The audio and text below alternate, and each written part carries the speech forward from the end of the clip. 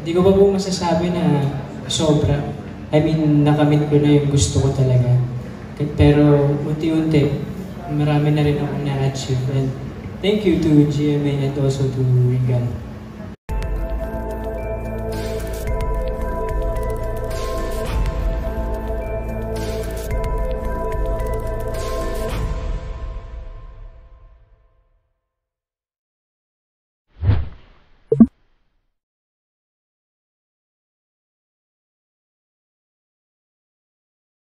Alam niyo na kung kailan palalabas? Hindi rin. Di ba po? Actually, shoot pa lang po namin siya tomorrow.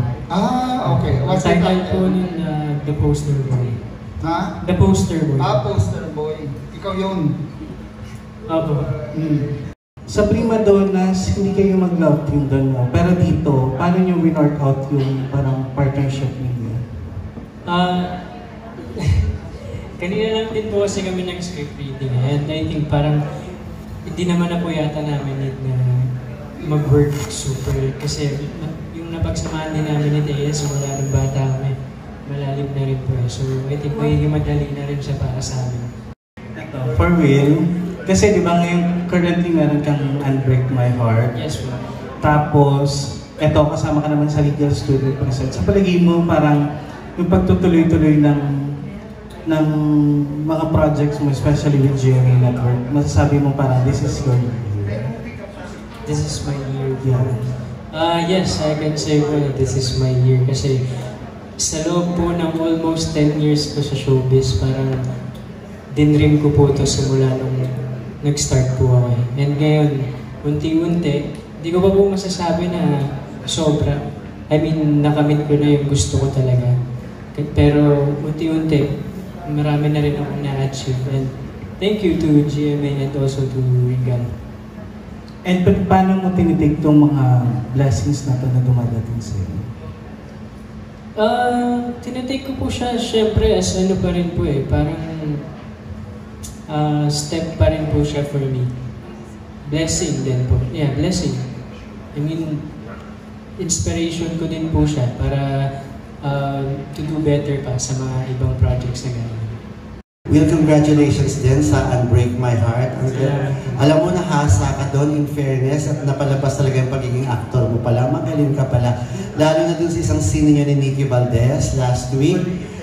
Cry kami doon sa scene ninyong dalawa na ang galing din.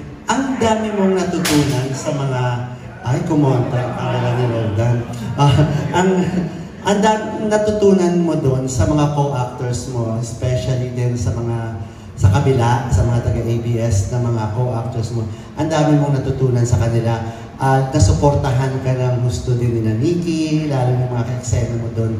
So lalo na pag mga mabibigat na scenes na pinapagawa sa'yo.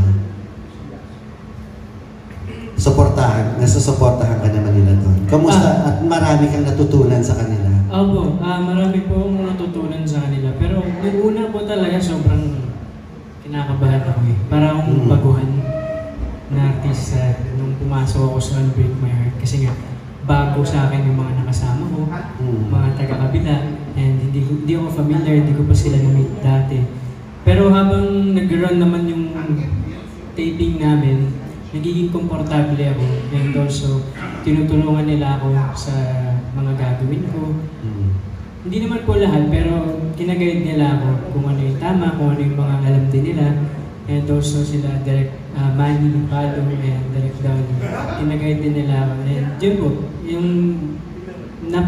actually doon ko po talaga na ilabas yung parang sarili ko na ano talaga. Yung mga tinatago mo, doon mo sa ilabas talaga. Marami po talaga akong natutunan talaga.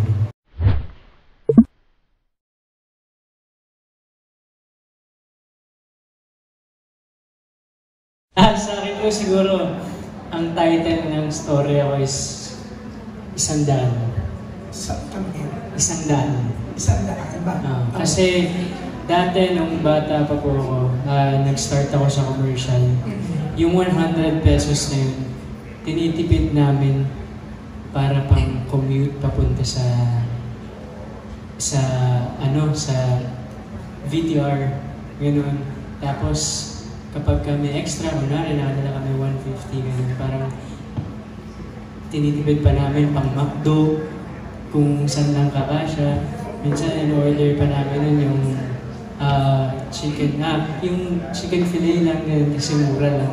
Pero minsan nagbabaon kami, ganyan. Kaya siguro yun yung title ko sa daan kasi yun ang natatandaan kong pinagdaan namin. Ako sana kunin kang commercial model na McDo, ha? Diba? Oo. Pero ngayon, mayaman ka na. Kasi tayo mayaman. Grabe naman yung mayaman. Hindi po, nag-iipon mo rin po.